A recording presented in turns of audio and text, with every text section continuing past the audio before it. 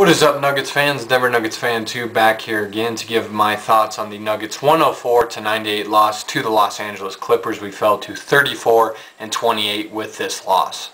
The Nuggets shot pretty well here in this game against the Clippers. We shot 49% from the field and 81% from the free throw line, which you like seeing, but we only shot 28% from the three-point line. That was a huge reason we lost this game. We weren't able to knock down a lot of threes here against the Clippers, and the Clippers were able to outscore us by a pretty big margin from the three-point line. They also shot 49% from the field, but they shot an outstanding 58% from the three-point line and 70% from the free throw line. That's one of the biggest reasons they won this game, is because they were able to knock down a bunch of threes, and they took advantage of our rotations being slow on the defensive end and us just helping too much or cheating in too much on the defensive end. Looking at some of the good things we did here in this game, we outscored the Clippers 34-22 in that first quarter. We came out, had a great start to this game. We're playing fast, forcing the Clippers to play at our tempo. Did a pretty good job on the defensive end of forcing the Clippers to take jump shots, keeping them out of the painted area. Thought our rotations were solid. We were creating turnovers, getting out in transition, and playing team basketball in that first quarter. But it kind of all fell apart from the second quarter on here in this game, and that good start that we had just kind of went to waste. We had 58 points in the paint. You like seeing that. We did get a lot of high percentage shots in this game against the Clippers. That's a plus. I thought for the most part we did a good job of attacking the basket on the offensive end, especially early on in this game. We forced 17 turnovers on the Clippers' part. We had 22 points off those turnovers. Did a great job of being active early on in this game, getting into passing lanes, being disruptive to the Clippers' offense, and then getting out in transition and scoring off of those turnovers. We had 16 fast break points. Like I said, did a great job early on in this game of setting the tone, playing fast, playing that up-tempo style that we'd like, and forcing the Clippers to play at our pace and getting those easy buckets in transition. But that kind of faded away as the game went on, and we held the Clippers to 28 points in the paint. Did a pretty good job with our interior defense of not allowing the Clippers to get anything at the rim. They didn't get that many easy dunks here in this game, and for the most part they were shooting jump shots and threes all game, and we did a good job with our interior defense here against the Clippers. Now looking at some of the bad things we did here in this game, first and foremost, as I just mentioned, we had a great start here against the Clippers, but from the second quarter on, LA outscored us 82-64. We just fell apart after that first quarter. Defensively, our rotations got slow, and one thing the Nuggets do on the defensive end is we either don't help enough on the defensive end or we help too much. We cheat in too much defensively, and we did that multiple times here against the Clippers. I mean, we gave them way too many uncontested threes, which they took advantage of, and that was a big reason we lost it. Just defensively, we fell apart after that first quarter, and the game slowed down as well, which is obviously doesn't play in our favor, so that really hurt us. Also only had 19 assists here against the Clippers. After that first quarter, the game kind of slowed down for us, and we weren't really utilizing great floor spacing, and we weren't getting any easy buckets off assists. I mean, I thought the ball movement was really poor in this game, and we settled too much for one-on-one offense on that end, played too much isolation, if you will, offense, and that really hurt us, and that's really not our style, so that was a big reason we lost. We had 17 turnovers. We gave up 24 points off of those turnovers. You can't do that against a very good Clippers team. That really hurt us. That got the Clippers back into the game, and eventually that was a big reason why they were able to, overtake us here in this game and take a lead, is because of the amount of turnovers we had, and then because the Clippers did a great job of capitalizing on our mistakes. Their defense struggled once again here against the Clippers. As I mentioned before, they shot an outstanding 58% from the three-point line. They hit 14 total threes. You can't do that. I mean, like I said, on the defensive end, we didn't help enough, or we helped too much. We cheated in defensively a bunch of times, and that led to a lot of uncontested threes on the Clippers' part, and they were able to outscore us from the three-point line. They outscored us by a margin of 42-15 just on the three-point line alone, and that was a huge reason we lost. You cannot give up 42 points from the three-point line and then only have 15 points offensively from the three-point line. You're not going to win many games when you get outscored by that big a margin from the perimeter. So that was a big reason we lost, just the rotations were late, and then we cheated in too much defensively. Our weak side defense wasn't good as well. The communication on defense just wasn't good. A lot of our guys took a loss out there, and we made way too many mistakes in this game to win defensively, and the Clippers definitely took advantage of those mistakes that we made. Now getting into some individual performances for us, Ty Lawson led the way for the Nuggets in this game. He had 24 points, 6 assists, and 4 rebounds. He shot 9 of 14 from the field, 2 of 3 from the three-point line, and 4 of 5 from the free throw line.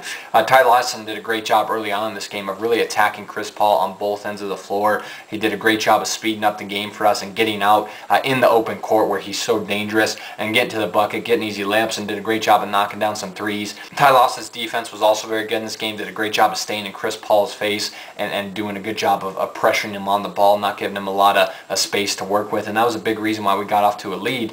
But Ty Lawson kind of slowed down in that second and third quarter, came alive in the fourth, but he was just too inconsistent in this game, and even though he had a great start, I thought he could have played a little bit better, and I would have liked to see him put together a more consistent outing over the whole course of the game, not just the first quarter. So that was a little bit disappointing to see from Ty. Kosta Koufos played well. He had 12 points, 9 rebounds, and 2 blocks. He was 5 of 6 from the field, 2 of 2 from the free throw line. Did a great job of hanging around that rim, being active, grabbing some offensive rebounds, protecting the rim with the 2 block shots, and getting easy layups and dunks. And he was one of the few guys that played physical in this game. He was giving us that physical toughness that we needed down low. And I got to be honest with you, the Clippers kind of out-toughed us, if you will, out-physicaled us in this game. I thought we kind of got soft, and the Clippers took advantage of that. They played real tough physical D with us. We didn't respond well, and that was also another big reason we lost this game. But Koufos was one of the few guys that we had that really was playing good physical basketball, loved his effort and energy all night. And this was one of Koufos' best games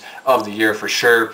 Kenneth Faried had 12 points, 6 rebounds, 4 of which were offensive rebounds. He was 4 of 6 from the field, 4 of 7 from the free throw line. I loved Kenneth's energy in this game. Defensively, I thought he was okay. He got dunked on by Blake Griffin, which everyone made a big deal of, but it wasn't that great of a dunk. And I mean, Blake Griffin's 3 inches taller than Kenneth Faried, outweighs him by 30 pounds. If he can't dunk on him, then that's his problem. He should be able to dunk on a guy like Kenneth Faried. And I also remember Blake Griffin blowing 2 dunks in this game that no one talked about. He had an open dunk in transition, which he blew. And the other dunk was Blake Griffin was out in transition, looked like he was going to have an easy dunk, and Kenneth Faried did a great job of hustling back on the defensive end and actually going up and kind of somewhat blocking the dunk attempt by Blake Griffin. He fouled him, but still, no one talks about those plays, obviously, because ESPN, like Blake Griffin, is their poster child. But that was the big thing of this game, is Kenneth Faried getting dunked on. I thought it was a weak dunk to begin with, and I thought Kenneth did a good job of not letting it get to him. And I thought he played with good energy and effort all night, but I really would like to see him rebound the ball better and play a little more physical on the defensive end, which I didn't think he did in this game.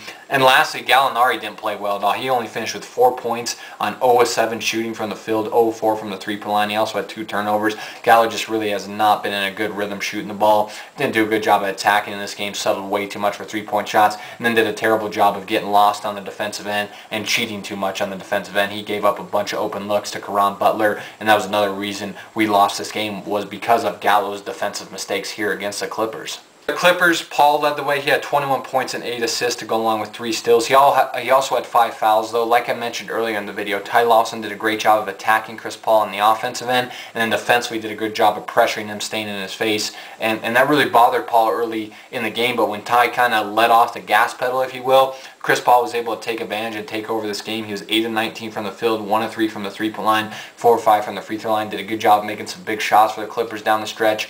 Did a good job facilitating the offense from them, running that pick and roll offense that they like to do so much with him and Blake Griffin. And then did a good job of politicking with the refs down the stretch to get calls, and then flopping. He's one of the best floppers in the league, and he was able to help his team with his flopping ability, if you will, in this game. And I thought it was bullshit, but Chris Paul played smart basketball down the stretch, and it was a big reason the Clippers were able to win. Mo Williams had 19 points for the Clippers off the bench to go along with 4 assists and 3 rebounds. He was 4 of 7 from the three-point line. He took 1 3 in this game that he just got so lucky that he hit it. It was a terrible shot, but that's kind of how the Clippers shooting was going this game from the three-point line. They were knocking down pretty much everything they shot from the arc, and Mo Williams just really killed us, gave him too many good open looks, and he killed us from behind the three-point line. Then you look at Nick Young. He has 13 points this game to go along with 2 steals. He shot 3 of 4 from the three-point line, got hot in that second quarter. Then Caron Butler had 14 points and 4 rebounds. He was 4 of 5 from the three-point line. I mean, our rotations were really slow in this game.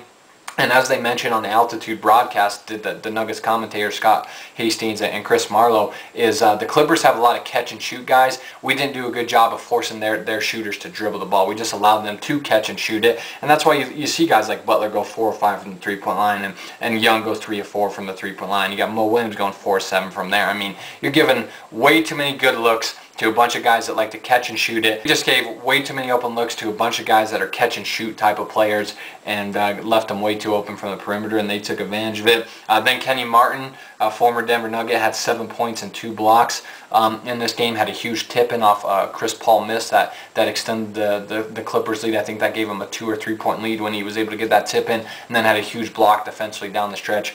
Kenyon didn't play all that well, but he made big plays when it mattered. And then lastly for the Clippers, they had Blake Griffin have 12 points, 7 rebounds, 5 assists, 2 steals. He was 5 of 12 from the field, 2 of 6 from the free throw line. You know, he wasn't really that effective at all. I've always felt that Blake Griffin is a very good player, but he's extremely overrated.